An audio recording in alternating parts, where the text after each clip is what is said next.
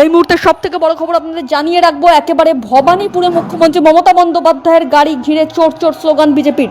যে খবর এই মুহূর্তে আপনাদের জানাচ্ছি, একেবারেই বিজেপির তরফ থেকে কিন্তু ইতিমধ্যেই বিভিন্ন জায়গায় বিজয় মিছিল বার করা হয়েছে এবং বিভিন্ন জায়গা থেকে যে অভিযোগ উঠে আসছে বারবার, কিন্তু বিজেপির তরফে তৃণমূলের পার্টি অফিস ভাঙা থেকে শুরু করে বিভিন্ন রকম অভিযোগ কিন্তু উঠে আসছে। এমনকি তৃণমূলের মহিলা কর্মীদের শ্লীলতাহানির অভিযোগ উঠছে বিজেপির বিরুদ্ধে। এবার কিন্তু একেবারে বিজেপির বিরুদ্ধে যে অভিযোগ উঠছে, ভবানীপুরে মুখ্যমন্ত্রী মমতা বন্দ্যোপাধ্যায় কাউন্টিং সেন্টারের কাছে যাওয়া মাত্রই মুখ্যমন্ত্রী মমতা বন্দ্যোপাধ্যায়ের গাড়ি ঘিরে চোর চোর স্লোগান বিজেপির। যে খবর আপনাদের জানাবো এই মুহূর্তে, সব থেকে বড় খবর, একেবারে তৃণমূলের সিট সংখ্যা কমা মাত্রই কিন্তু বিজেপির দাদাগিরি শুরু এবং মুখ্যমন্ত্রী মমতা বন্দ্যোপাধ্যায়ের গাড়ি ঘিরে ভবানীপুরে চোর চোর স্লোগান।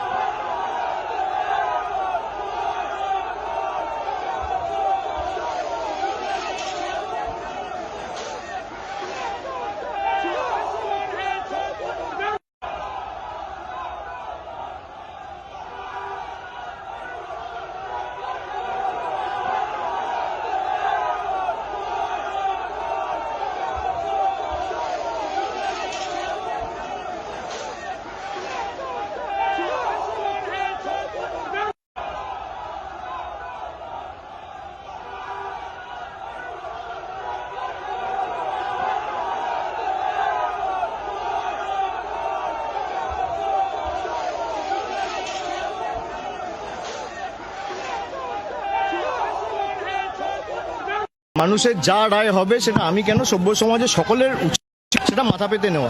কিন্তু যেভাবে স্লো কাউন্টিং হচ্ছে, এখনো অনেক বিধানসভা রয়েছে, এখন প্রায় 4:15 বাজে, 8.5 ঘন্টা ধরে কাউন্টিং চলছে। 8.5 ঘন্টা, যেখানে 21 সালে প্রায় 90% কাউন্টিং কমপ্লিট হয়ে গেছিল, এখনো 4 round, 5 round, 6 round, 8 round counting হয়েছে, বাকি রয়েছে। তো আমি সকলকে অনুরোধ করব, ধৈর্য ধরুন। প্রত্যেকটা তৃণমূলের কাউন্টিং এজেন্টকে অনুরোধ করব যে কেউ কাউন্টিং ভেন্যু ছেড়ে বেরোবেন না, কাউন্টিং ভেন্যু ছেড়ে কেউ বেরোবেন না। আপনারা ইতিমধ্যেই জানেন যে বিভিন্ন জায়গায় যেভাবে ইচ্ছাকৃতভাবে, এমনকি প্রেস মিডিয়াকেও প্রকৃত ফল বলা হচ্ছে না। বর্ধমান দক্ষিণে আমি এক্ষুনি খবর পেয়েছি তৃণমূল জিতে গেছে, সেখানে আবার রিকাউন্টিং করানো হচ্ছে। কল্যাণীতে এরকম 8টা মেশিন রয়েছে, 17C ফর্মের সাথে কন্ট্রোল ইউনিট মিলছে না, এরকম প্রায় 8টা মেশিন রয়েছে।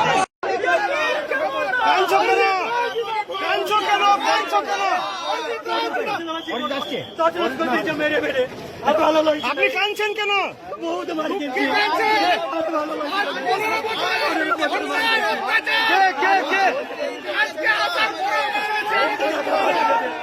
আপনি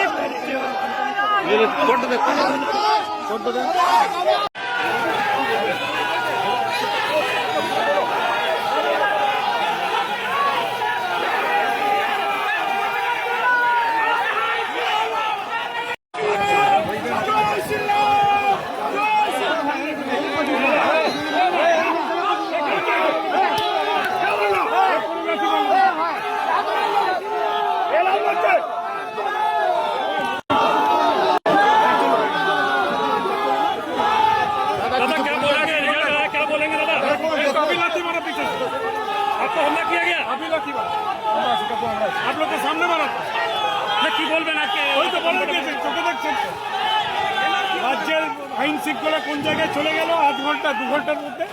আপনারা দেখুন,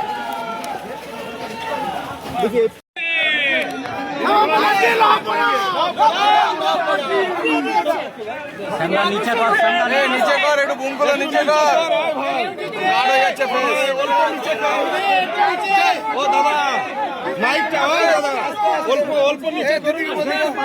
কেউ যদি ভেবে থাকে যে গাড়ির বনেটের ওপর দাঁড়িয়ে ডিজে বাজাবেন আর হুমকি দেবেন, বুঝে নিন অভিষেক ব্যানার্জি, মমতা ব্যানার্জি বলেছিলেন না ডিজে বাজবে 12টার পরে। বাংলার মানুষ ডিজে বাজিয়ে দিয়েছে। জনতার ওপর কেউ নেই, একটু বিনয়ী হতে শিখুন, বিনয়ী হতে শিখুন। আজকে মানুষ জবাব দিয়ে দিয়েছে। দিদি বলছে সূর্যাস্তর পরে আবার নাকি ঘুরবে।